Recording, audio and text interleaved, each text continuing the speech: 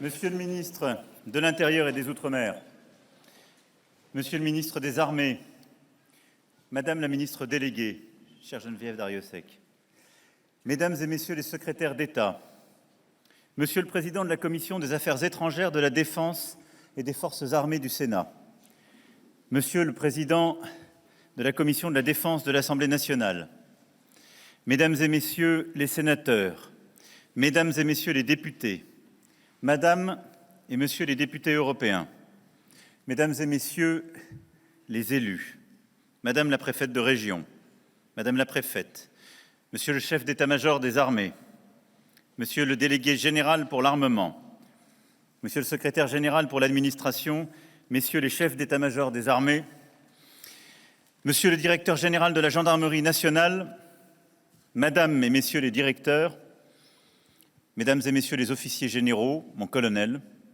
officiers, sous-officiers, officiers mariniers, soldats, marins, aviateurs et personnel civil des forces armées, Mesdames et Messieurs. L'usage désormais bien installé me conduit chaque début d'année, et malgré tous les épisodes et toutes les crises, à consacrer un temps à nos forces armées. Et je me réjouis que ce rendez-vous se tienne cette année, dans cette imposante base aérienne de Mont-de-Marsan. C'est, comme souvent dans ces exercices, l'occasion de dresser un bilan de l'année écoulée, de rendre hommage aux efforts et aux sacrifices de nos militaires, avant de tracer les contours de l'année qui s'ouvre en dégageant quelques lignes de force du moment. Ces rencontres périodiques me permettent de vous dire aussi combien la nation vous fait confiance. Combien nous sommes reconnaissants de votre abnégation, de l'engagement de celles et ceux qui vous soutiennent, de la vaillance dont font preuve nos blessés et de l'énergie de ceux qui les soignent, comme de la résistance et de l'attachement de vos familles. C'est pour moi toujours aussi l'occasion d'un moment à vos côtés derrière le formalisme du cérémonial militaire.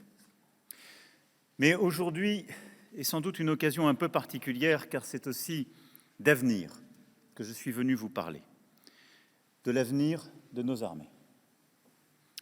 Il y a 2 mois à Toulon, j'avais présenté la vision que portait la Revue nationale stratégique pour notre pays.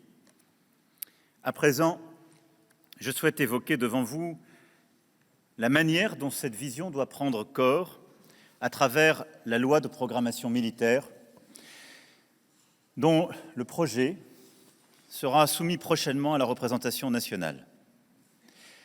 Et à titre liminaire, je voudrais ici remarquer devant vous combien l'exercice qui a été conduit est exceptionnel. Exceptionnel d'abord parce qu'il fait suite, pour la première fois depuis des décennies, à la parfaite exécution de la loi précédente.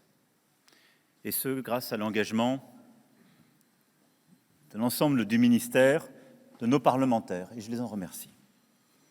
Exceptionnel ensuite, par la profondeur du travail de réflexion qui a mobilisé bien des énergies et des intelligences et qui a été conduit par vous toutes et tous, et j'y reviendrai. Mais mon propos aujourd'hui s'adresse autant à vous qu'à la nation tout entière. D'abord, parce que la loi de programmation militaire traduit les efforts du pays en faveur de ses armées. Et ces efforts seront, dans les années qui viennent, à proportion des dangers, c'est-à-dire considérables. Surtout parce que cet exercice de la loi de programmation comporte dans ses instruments et dans son architecture même l'exigence d'une mobilisation de tous. En effet, la loi de programmation constitue le chemin collectif sur lequel nous allons nous engager. C'est le geste stratégique par excellence, celui qui, fondé sur l'analyse de nos forces, de nos spécificités, des menaces et des vulnérabilités, incarne des choix qui nous obligent pour des décennies. Ce qui a présidé aux premières d'entre elles, au début de notre République, après d'étranges défaites et des revers inattendus, ce qui a nourri leur déploiement, leur révision, leur parti pris, c'est une idée simple. Ne jamais être en retard d'une guerre. Ne pas chercher à gagner intellectuellement le conflit précédent, mais permettre au pays d'être prêt pour celui qui peut venir. Nous devons donc avoir une guerre d'avance. Et nous revenons là à cet impératif. Cette loi de programmation militaire devra donc tirer les conclusions de ce que notre époque porte en germe, avec naturellement cette part de ruse de l'histoire qu'on ne peut prédire. Mais je souhaite ici conforter l'assurance de chacun, de nos forces, de tout un peuple, que face aux métamorphoses de la guerre, la France dispose et disposera d'armées prêtes au péril du siècle. En effet, comme la Revue nationale stratégique le détaillait, les menaces sont multiples et s'agrègent plutôt qu'elles ne se succèdent. D'une part, le conflit de haute intensité en Europe, un raidissement des volontés de puissance sur fond de crise du multilatéralisme. Il n'y a plus de dividende de la paix du fait de l'agression lancée par la Russie contre l'Ukraine. Et ce sont devant nous les frais brutaux de la violence de l'époque.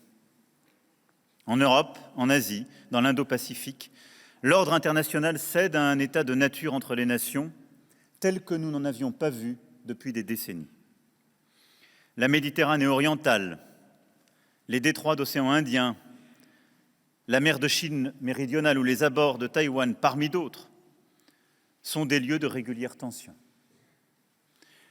Nos outre-mer sont dans ce contexte de plus en plus exposés. Et le conflit porte désormais dans tous les espaces, dans tous les domaines, y compris Internet, les réseaux sociaux et le champ impalpable de l'information. D'autre part, le surgissement de menaces nouvelles advient et lesquelles sont liées aux mutations globales, climatiques, énergétiques, technologiques, avec des risques de déstabilisation que ces bascules peuvent faire naître. Enfin, persévèrent les risques, à bas bruit, anciens, ceux des attaques terroristes et de la violence djihadiste qui, bien que résorbés, n'ont pas disparu. Ce qui caractérise notre décennie, c'est donc cette accumulation des menaces dans tous les ordres et dans toutes les géographies, comme une forme d'anthologie des risques de guerre qui ont tenté nombre de générations avant nous. Impérialisme débridé, prolifération nucléaire, violence terroriste. Des guerres très vieilles, d'autres plus inédites, mais qui toutes s'additionnent et peuvent se nourrir l'une l'autre. Ces formes de conflit prennent toutefois un nouveau visage qui oscille souvent entre la sophistication et la simplicité brutale. Sophistication avec une course technologique, du cyber au quantique, en passant demain par l'intelligence artificielle, et brutalité presque nue, en Ukraine notamment, avec un retour de scène que nous croyons appartenir à l'imagerie de Verdun ou de la Somme. Le réarmement mondial se fait donc aux deux bouts d'un spectre polarisé, entre la technologie de pointe et le rudimentaire, qui peuvent malmener une armée puissante et bien équipée, mais vulnérable en haut et en bas de son champ d'action. L'un des pièges serait de s'épuiser en ne cherchant que le raffinement technologique. L'autre serait de ne pas investir ces nouveaux moyens.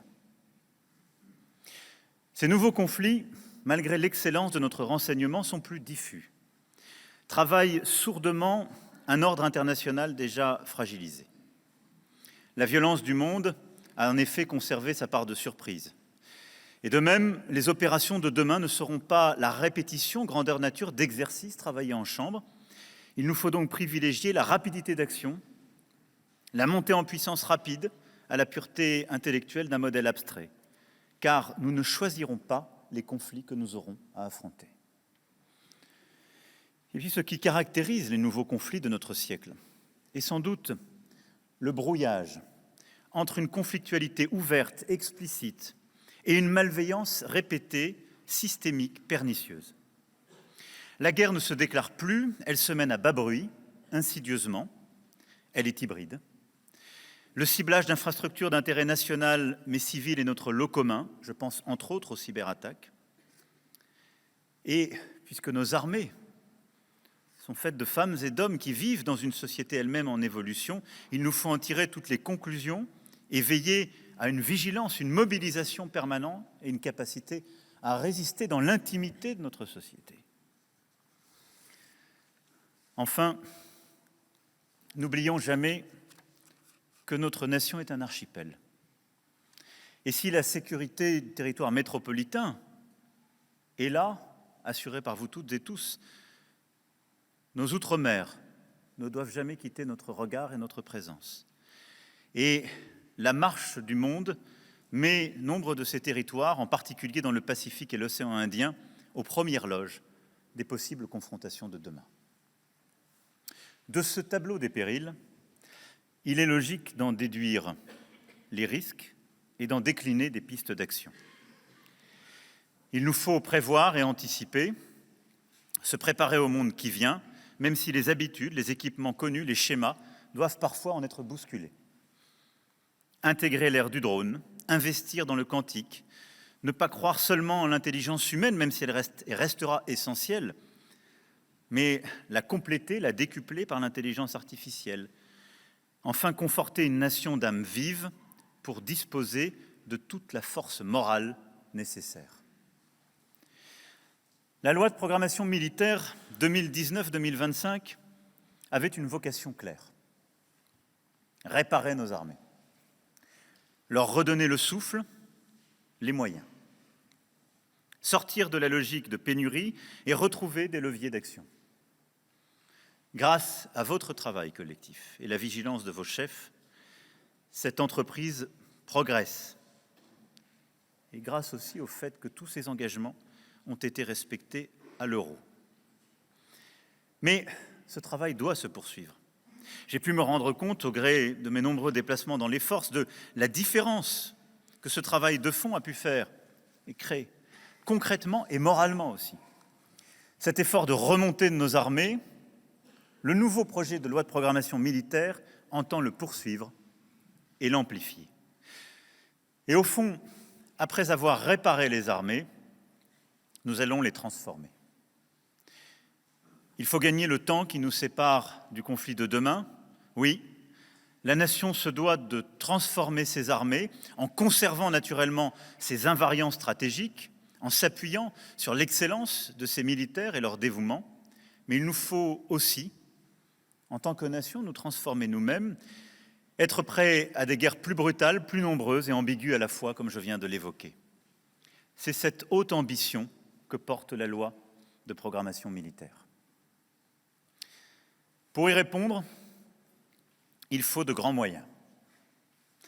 Alors que la loi de programmation militaire 2019-2024 représentait un effort de 295 milliards d'euros, je peux vous le dire à présent, je solliciterai de la représentation nationale que nous puissions consacrer sur la période 2024-2030 un effort budgétaire de 400 milliards d'euros, ce qui permettra de couvrir un total de 413 milliards d'euros de besoins militaires, afin de renouveler ainsi ce précieux outil militaire qui sert notre liberté, notre sécurité, notre prospérité et notre place dans le monde. Au total, ces deux lois de programmation militaire auront donc conduit à un doublement des budgets de nos armées. Je le dis avec gravité, ce sont des moyens considérables qui amplifient un effort de défense dont la dynamique est sans précédent depuis 5 décennies. Ces ressources exceptionnelles dictent évidemment une grande exigence. C'est le prix de la sécurité de nos enfants, c'est le montant de notre rang à tenir, de nos valeurs à défendre, d'un long récit de gloire et de liberté dont il nous faut écrire les prochains chapitres. Nous devons franchir cette étape essentielle afin de bâtir nos armées de demain, même si ce n'est qu'une étape. Car ces 413 milliards ne permettent pas de dessiner à eux seuls le nouveau visage de nos armées pour le siècle qui commence. Mais ils amorcent un investissement inédit un changement profond qui sera ensuite irréversible. Nous ne devons pas faire pour autant pareil avec plus. Nous devons faire mieux et différemment. Car le monde ne nous attend pas, car les rivalités aiguisent les appétits et les stratégies, car nous devons tenir notre rang. Nos défis pour demain, c'est d'abord continuer à défendre des intérêts qui ne varient pas, c'est-à-dire la défense du territoire national, et en particulier de nos outre-mer, de nos concitoyens. C'est la sûreté de notre voisinage proche, de la Méditerranée aux Balkans, du proche Moyen-Orient jusqu'à l'Afrique, et la lutte contre le dérèglement climatique, toujours et encore, bien entendu. Ce sont ensuite l'adaptation aux exigences contemporaines d'une dissuasion nucléaire robuste et crédible. La défense de nos intérêts dans tous les lieux d'expression des nouvelles formes de conflictualité, de non-respect du droit, là où se développent parfois insidieusement de nouvelles façons de remettre en cause un avenir pour chacun qui soit libre, sûr, durable. C'est penser autrement nos partenariats, nos alliances, tout en demeurant un leader en Europe et un allié fiable à l'OTAN. C'est mieux capitaliser sur la relation exceptionnelle, bâtie avec des pays comme la Grèce, l'Égypte, les Émirats arabes unis ou l'Inde. C'est continuer à approfondir des partenariats structurants, comme ceux que nous avons avec l'Allemagne. Et j'aurai l'occasion dimanche avec le chancelier Scholz, pour notre traditionnel Conseil franco-allemand de défense et de sécurité, de le décliner à nouveau, ainsi qu'avec le Royaume-Uni, et nous tiendrons avec le Premier ministre Sunak notre sommet bilatéral dans quelques semaines, ou avec l'Italie ou l'Espagne, avec qui nous venons de signer un traité de coopération et d'amitié, renouvelant le cadre de nos relations de défense qui dataient des années 80. Enfin, c'est assurer, si les circonstances l'imposaient, que la France serait capable de construire et de commander une coalition de premier rang avec ses partenaires pour défendre les intérêts de l'Europe ou de ses alliés. C'est une responsabilité qu'elle seule en Europe continentale serait capable d'assumer, et nous devons en avoir les moyens. C'est pourquoi, sur ma demande, le CEMA m'a proposé une évolution de notre modèle d'armée qui privilégie la cohérence sur la masse, la réactivité sans sacrifier l'endurance. Cela signifie, en premier lieu, de consolider notre cœur de souveraineté, là où le modèle de la précédente loi de programmation militaire mettait plutôt l'accent sur la capacité expéditionnaire et la lutte contre le terrorisme. C'est donc d'abord renforcer notre dissuasion, en nous donnant tous les moyens d'assurer sa robustesse, sa fiabilité, sa modernisation dans les conditions particulières et évolutives du monde d'aujourd'hui. La dissuasion est un élément qui fait de la France un pays différent en Europe. Nous mesurons à nouveau, en analysant la guerre en Ukraine, son importance vitale. Elle mérite les efforts considérables que nous lui consacrons. Au plan technologique et par l'exigence qu'elle suppose, elle tire vers le haut toutes nos armées. Au moment où la dissuasion peut-être n'a jamais paru si nécessaire, il nous faut la défendre avec force, et cela signifie aussi mieux la faire comprendre à ceux qu'elle interroge. Le cœur de souveraineté, c'est aussi le renforcement des postures permanentes. Cela suppose des capacités accrues de renseignement qui nous permettent d'anticiper les crises ou les menaces. J'ai constamment insisté sur la nécessité pour la France d'avoir un renseignement en propre, permettant notre autonomie de décision et d'action. C'est ce qui nous a permis, entre autres ces dernières années, l'opération Hamilton en 2018. Cette loi de programmation militaire à venir augmentera massivement les crédits de renseignement, de près de 60% au total, avec, entre autres, le doublement du budget de la DRM et de la DRSD.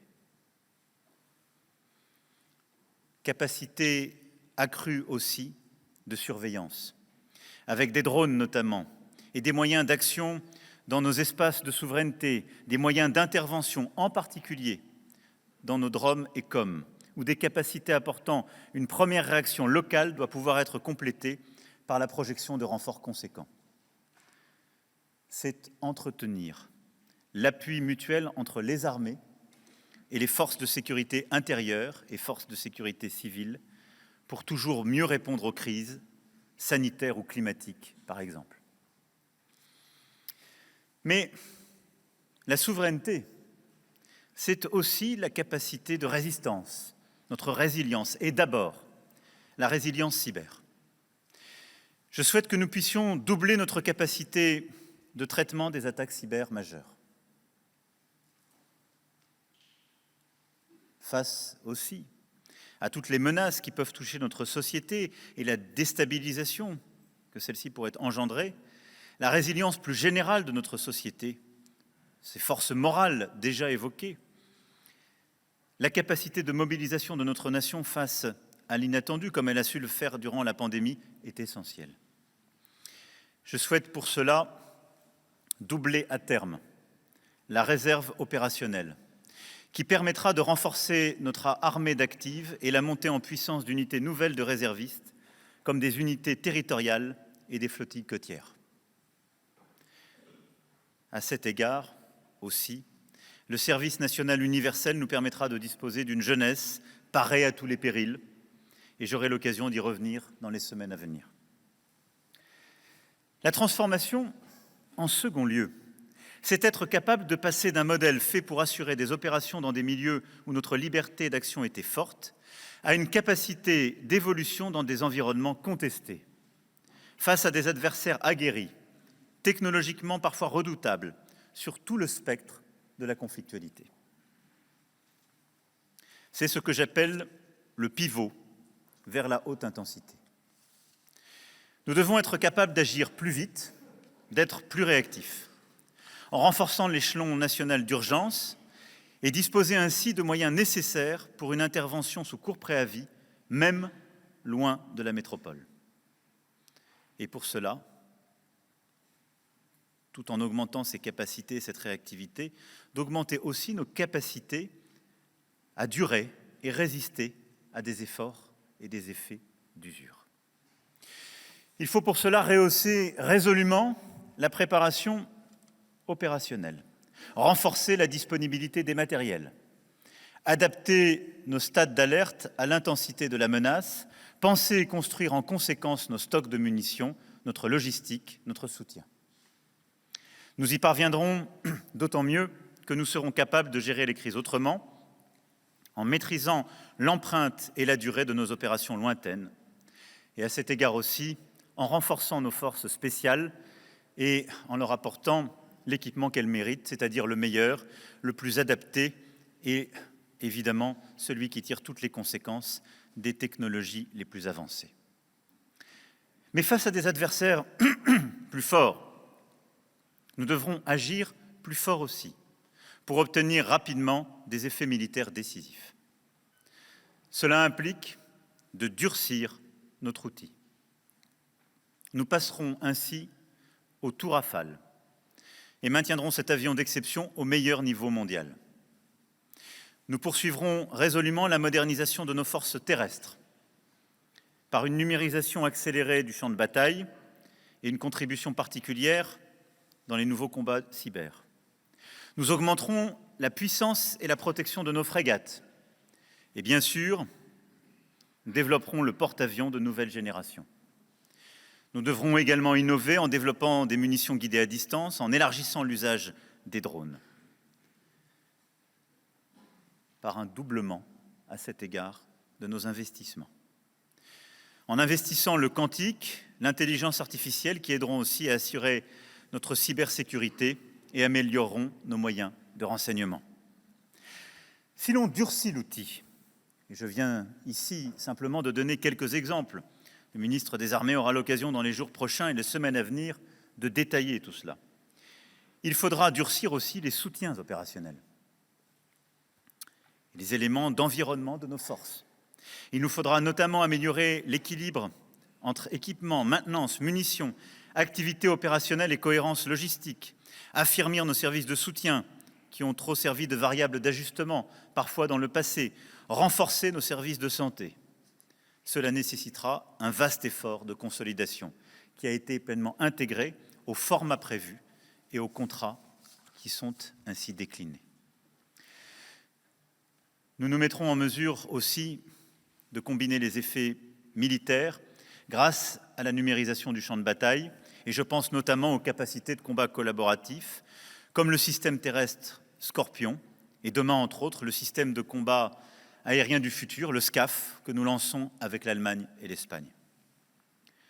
Nous renforcerons nos capacités dans des domaines à forte valeur ajoutée opérationnelle, la défense solaire, car même avec la dissuasion, notre territoire national n'est pas à l'abri de frappes isolées, du fait par exemple de perturbateurs, en particulier non étatiques. C'est pourquoi nous augmenterons nos capacités dans toutes les couches de la défense aérienne d'au moins 50%, y compris évidemment dans la lutte anti-drone. La frappe de longue portée, la suppression des défenses aériennes adverses et bien sûr la lutte anti-sous-marine feront partie de ces priorités et de ce renforcement. Le troisième pivot de la transformation concerne les espaces communs. Ce n'est pas forcément par le choc et par le feu que nous serons testés ou contestés demain. Nos adversaires pourront vouloir utiliser toute la gamme des actions ambiguës, directes et indirectes, des ingérences, des actions non revendiquées, peut-être aussi du fait accompli. De l'intimidation, des manœuvres malveillantes faites pour entraver, contraindre, piéger, aveugler peut-être, sans toujours confronter. Aux marges des territoires, aux marges du droit, nous devrons donc être en mesure de répondre à cette pluralité.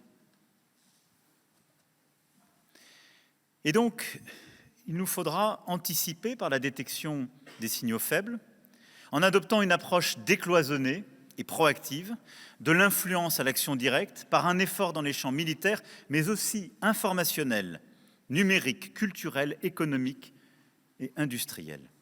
Un effort dont les armées portent une part importante, sans en détenir le monopole. Pour cela, nous renforcerons notre capacité à surveiller et à réagir, mais aussi à prendre l'initiative, à passer de clairs messages stratégiques dans l'espace exo-atmosphérique, dans l'espace numérique et dans les espaces maritimes. Nous poursuivrons ainsi la montée en puissance de nos capacités spatiales, en nous appuyant bien davantage sur les services du New Space. Surveillance, communication, protection, dorénavant encore davantage, seront les missions clés que nous développerons pour faire de la France une puissance spatiale. Nous développerons encore nos moyens d'action dans l'espace digital, en nous dotant des moyens d'attirer les talents civils comme militaires, en nous tenant à la pointe de l'innovation dans ce champ qui est l'un des plus importants pour l'avenir. Dans l'espace maritime, enfin, il nous faut disposer des capacités navales à la hauteur des atouts maritimes de notre pays. La France possède la deuxième zone économique exclusive du monde grâce à nos outre-mer. C'est un immense atout, c'est aussi une immense responsabilité, y compris à l'échelle des enjeux environnementaux, climatiques, de la protection de certaines infrastructures et de nos territoires. Je souhaite aussi que nous puissions acquérir une capacité de maîtrise des fonds marins jusqu'à une profondeur de 6 000 mètres, pour des raisons militaires, mais aussi au titre de la protection de nos infrastructures sous-marines critiques. Je souhaite également que nos forces armées soient davantage et mieux présentes dans nos outre-mer et que ces derniers figurent une constellation stratégique, à la fois tête de pont, relais et point de veille de nos intérêts dans le monde. Je présenterai dans les tout prochains temps le déploiement concret et opérationnel de cette stratégie ultramarine. Enfin, connectant tout cela, nous devrons refondre le commandement interarmées des opérations, notamment pour mieux lutter contre les stratégies hybrides. Le dernier pivot de la transformation que je souhaite évoquer devant vous concerne nos partenariats internationaux.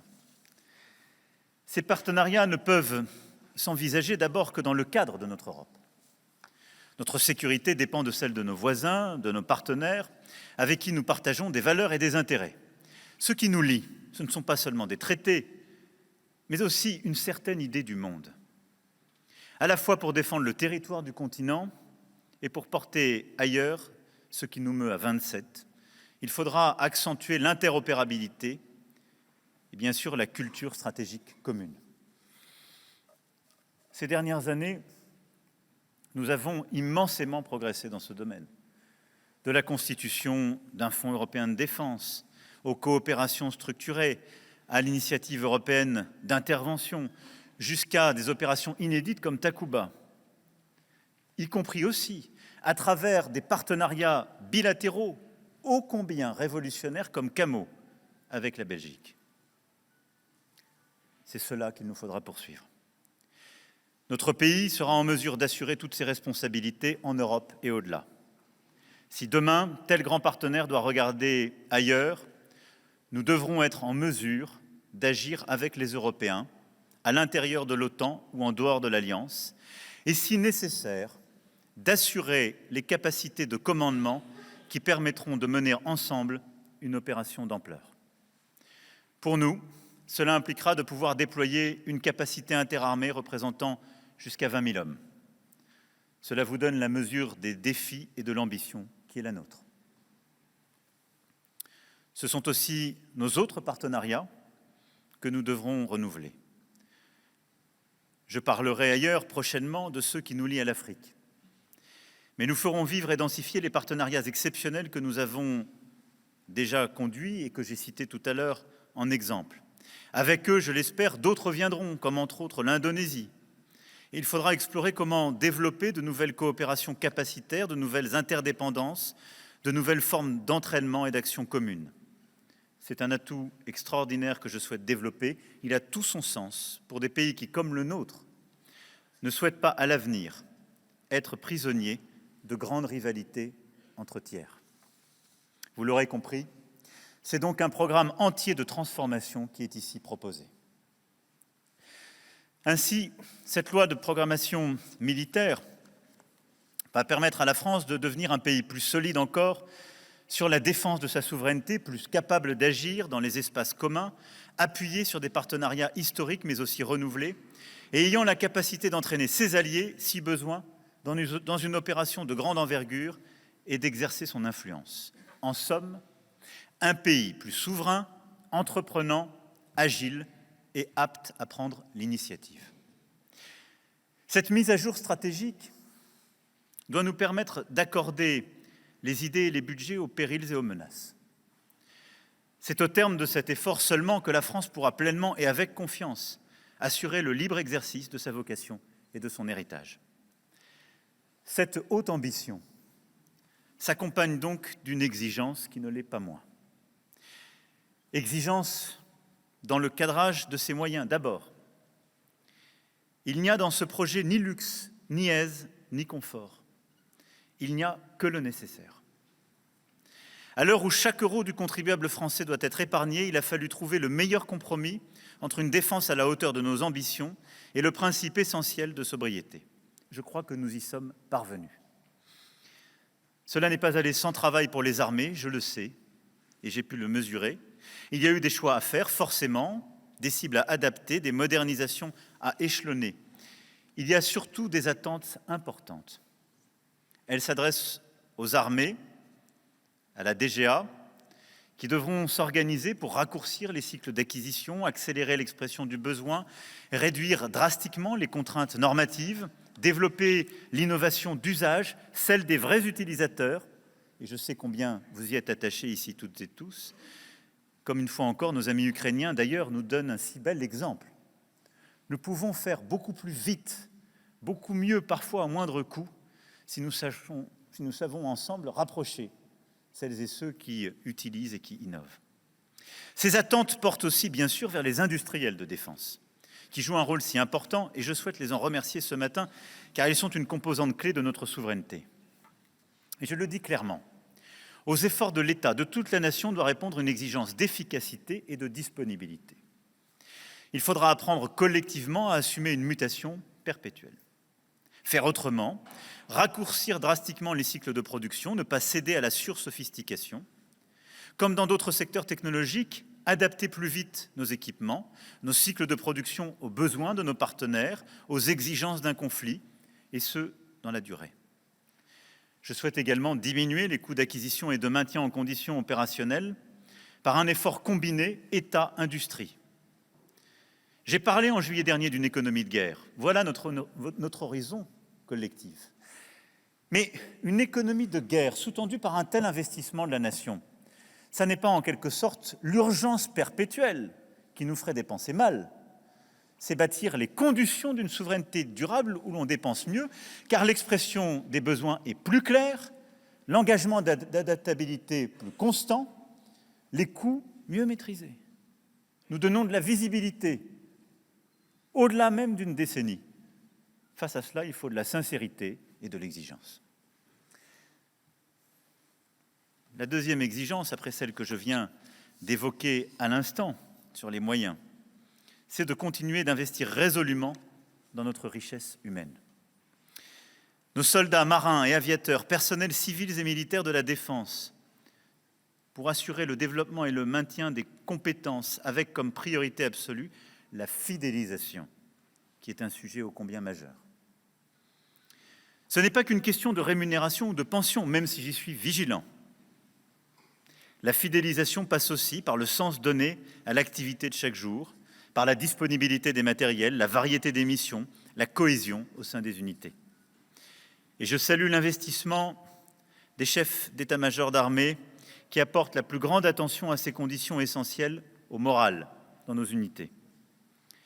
La fidélisation repose aussi sur les efforts consacrés à atténuer les contraintes imposées à vos proches, et je compte beaucoup sur le second temps du plan famille, tout comme demeure essentiel pour moi, enfin, le plan blessé, comme je l'ai dit avec force le 13 juillet dernier devant beaucoup d'entre vous, et je remercie le ministre et la secrétaire d'État d'y veiller. Dernière exigence, enfin, évidemment, c'est celle de l'exécution. Notre plus grand risque face à un monde si incertain était de ne pas nous donner les moyens de notre ambition. Ce risque, vous le voyez, est écarté. Mais nous devons maintenant, de manière concrète, créer les conditions pour avoir les moyens de nos ambitions, jusqu'aux munitions, aux pièces de rechange, aux éléments les plus concrets, en entraînement comme en opération, pour chacune et chacun d'entre vous. L'exécution sera le cœur des prochains mois et de notre obsession. Mesdames et messieurs, je veux ici, en concluant, remercier tous ceux qui ont œuvré à ce travail, il faut le dire, monumental. Remercier évidemment le ministre des Armées, le chef d'état-major des armées, le délégué général de l'armement, l'ensemble des directrices et directeurs du ministère et toutes les équipes. Je sais les centaines d'heures passées pour questionner le modèle, mettre en cause les chiffres, interroger chaque colonne. J'ai moi-même longuement et à de multiples reprises questionné le ministre et le CEMA, et merci à chacune et chacun pour cet énorme travail mené tambour battant. J'aimerais également remercier les parlementaires qui ont été impliqués dans la revue nationale stratégique, qui ont d'ores et déjà été associés par le ministre des Armées aux travaux de réflexion en cours depuis plusieurs mois et qui, demain, en commission, mèneront ce travail si précieux pour analyser, débattre et enrichir le texte. Ils pourront le faire avec d'autant plus d'acuité grâce aux initiatives des présidents de chaque commission qui faciliteront la prochaine phase d'élaboration de notre loi de programmation militaire. Le projet de loi qui sera soumis à la représentation nationale est solide. À présent, le courage s'impose. C'est un projet cohérent, robuste, qui tire les leçons du passé et nous positionne pour l'avenir. Un projet de souveraineté nationale.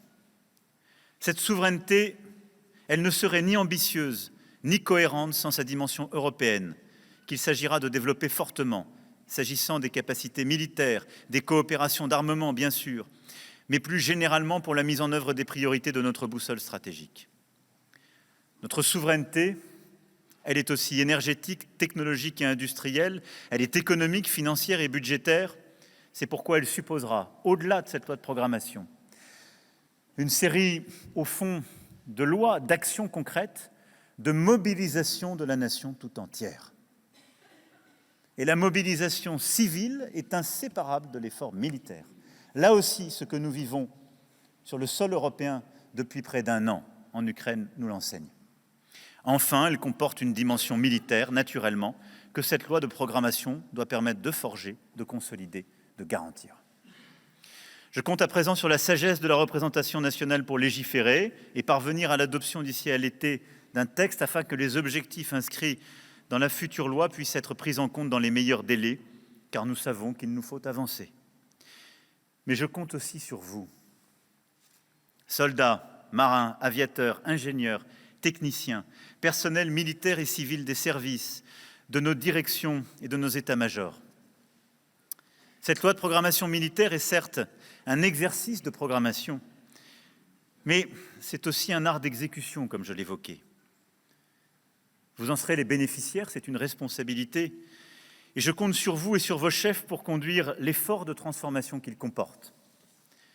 Et je sais que je peux compter sur vous pour toujours, dans le même temps, porter haut notre drapeau et obtenir le succès des armes de la France. Je vous souhaite donc pour 2023, mais aussi pour les années qui suivent, la performance, l'excellence et l'audace afin de réaliser ensemble l'ambition que nous nous donnons. Mais ce qui la sous-tend, c'est la force d'âme que j'évoquais le 13 juillet dernier, qui est en vous, et que j'ai vu à chaque fois que j'ai pu croiser vos frères d'armes, partant ou revenant d'opérations. Elle est en vous, chaque jour, car c'est la vocation profonde de nos armées. Et c'est le plus important. Ceci n'est pas un chiffre, ce ne sera jamais un équipement, ni une capacité. C'est le choix profond, existentiel qui est le vôtre, que vous avez fait en vous engageant pour servir la France dans nos armées. Ce choix, la manière dont vous le portez, vous le vivez, dont vos familles le vivent avec vous, est notre plus grande force, de très loin. Et je veux vous le dire aujourd'hui aussi, c'est ma plus grande fierté. De cela, je vous suis infiniment reconnaissant. Et n'y cédez jamais rien. Jamais. Nous aurons demain une armée qui ne ressemblera pas à celle d'aujourd'hui. Mais ce qui demeurera plein et entier, constant, c'est le respect que nous vous portons. C'est la reconnaissance de la nation tout entière. C'est la confiance de la nation. Et je veux ici, aujourd'hui, vous la témoigner. Je suis fier de vous et reconnaissant pour ce que vous faites. Vive la République et vive la France!